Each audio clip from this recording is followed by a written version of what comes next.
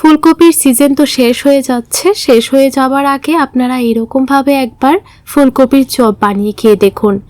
দোকানের চপ থেকেও সুস্বাদু হয় এই ফুলকপির চপগুলো। দেখতে যেমন লোভনীয় হয়েছে, খেতে তার চেয়েও বেশি মজাদার।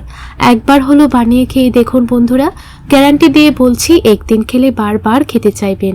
আর দেখুন এই চপগুলো কত সুন্দর তৈরি হয়েছে, সঙ্গে অল্প একটু সস থাকলে আর কিছুই লাগে না। কিভাবে এই চপগুলো তৈরি করেছি চলুন তাহলে দেরি না করে দেখে নেওয়া যাক। প্রথমে আমি ফুলকপিটাকে এইরকম ছোট ছোট টুকরো করে কেটে নিয়েছি। এখানে আমি একটা আস্ত ফুলকপি কেটে নিয়েছি।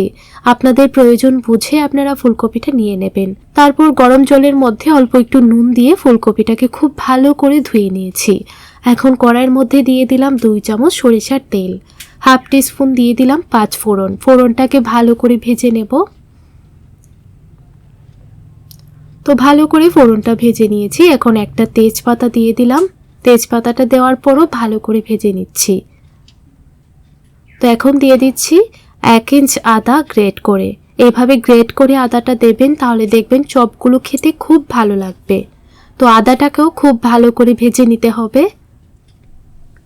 তো আদা ভালো করে ভেজে নিয়েছি। এখন ফুলকপির টুকরোগুলো দিয়ে দিচ্ছি। ফুলকপির টুকরোটা দেওয়ার পর ভালো করে নাড়াচাড়া করে মিশিয়ে নিচ্ছি।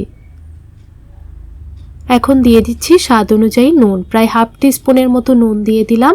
হাফ টিস্পুন হলুদের গুঁড়ো দিয়ে দিলাম। নুনের পরিমাণটা এখানে আপনারা বুঝে দিয়ে দেবেন। এখন ভালো করে নুন আর হলুদ মিশিয়ে নিচ্ছি। ভালোভাবে মিশিয়ে নেবার পর এখন ঢাকা দিয়ে দেব প্রায় 5 থেকে 6 মিনিটের জন্য। তখন গ্যাসের ফ্লেমটা একদম লোতে রাখতে হবে। তো 6 মিনিট পর ঢাকনাটা তুলে নিয়ে দিয়ে দিচ্ছি কিছু কাঁচা লঙ্কা কুচি। ঝালের পরিমাণটা কিন্তু আপনারা এখানে বুঝে দিয়ে দেবেন। আর হাফ টিস্পুন দিয়ে দিচ্ছি জিরে গুঁড়ো, হাফ টিস্পুন থেকেও কম দিয়ে দিলাম ধনে গুঁড়ো। এখন দিয়ে দিচ্ছি ম্যাগির ম্যাজিক মশলা। এখানে আমি 2 প্যাকেট ম্যাগির ম্যাজিক মশলাটা দিয়ে দিলাম। এই মশলাটা দিলে কিন্তু খেতে আরও বেশি ভালো লাগে। তো ভালো করে এখন মশলাগুলোকে ফুলকপির সঙ্গে মিশিয়ে নেব। আর ফুলকপিগুলো কিন্তু খুব ভালো করে সেদ্ধও হয়ে গেছে। এখন এইরকম ভাবে চাশনিটা দিয়ে চেপে চেপে ভালো করে কিন্তু ফুলকপিগুলোকে ভেঙে দেব। তো ভালো করে ভেঙে দিয়েছি। এখন দিয়ে দিচ্ছি 2 থেকে 3টে সেদ্ধ আলু, এরকম ভাবে হাত দিয়ে ভেঙে। আপনারা চাইলে মেশার দিয়েও মেশ করেও দিতে পারেন বা গ্রেটার দিয়ে গ্রেট করেও কিন্তু দিতে পারেন। আমি আগে থেকেই আলুগুলোকে সেদ্ধ করে নিয়েছিলাম। তো আলুগুলো দেওয়ার পর ভালো করে এখন মিশিয়ে নেব। আর আলুটা এখানে আপনারা অবশ্যই দেবেন, তাহলে দেখবেন এই চপটা খেতে আরও বেশি ভালো লাগবে। তো ভালো করে ভেজে নেওয়ার পর দিয়ে দিচ্ছি কিছু ভাজা বাদাম। বাদামগুলোকে আমি আগেই ভেজে রেখে দিয়েছিলাম, তাহলে কিন্তু খুব তাড়াতাড়ি চপগুলো তৈরি হয়ে যায়। তো ভাজা বাদামটা দেওয়ার পর ভালো করে মিশিয়ে নিচ্ছি। আর 1 চামচের মতো দিয়ে দিলাম চিনি।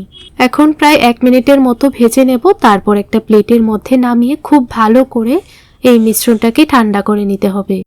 এই দেখুন একটা প্লেটের মধ্যে সবটা ফুলকপির মিশ্রণই নামিয়ে নিলাম। ভালো করে এখন ঠান্ডা করে নেব।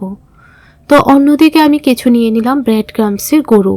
এই ব্রেড ক্রাম্বসের গুঁড়োটা আমি ঘরেই তৈরি করে নিয়েছিলাম। এখন একটা বাটির মধ্যে নিয়ে নিচ্ছি 1 কাপ আটা। এখানে আপনারা চাইলে আটার বদলে চালের গুঁড়ো নিতে পারবেন। হাফ কাপ দিয়ে দিলাম ময়দা, আর হাফ টিস্পুন দিয়ে দিলাম নুন, 1 টিস্পুনের মতো দিয়ে দিলাম হলুদের গুঁড়ো। এখন সবগুলো উপকরণ শুকনো অবস্থায় ভালো করে মিশিয়ে নিয়েছি। এখন অল্প অল্প জল দিয়ে একটা ব্যাটার বানিয়ে নেব। আর এই ঘোলটা কিন্তু খুব বেশি পাতলা করলে চলবে না, একটু ঘন করেই ঘোলটা বানিয়ে নিতে হবে। দেখুন ঠিক এইরকম করে আপনারা বানিয়ে নেবেন। এখন আমি ফুলকপির মিশ্রণ অল্প একটু হাতের মধ্যে নিয়ে নিলাম। প্রথমে এরকম গোল বলের মতো করে বানিয়ে চ্যাপটা করে দিয়েছি। এখন আমি এই ঘোলটার মধ্যে ভালো করে ডিপ করে নিয়ে ডাইরেক্ট ব্রেড ক্রাম্বসের মধ্যে দিয়ে দেব। এখন এই ব্রেড ক্রাম্বসগুলো খুব ভালো করে এই ফুলকপির চপটার মধ্যে কোট করে নিতে হবে।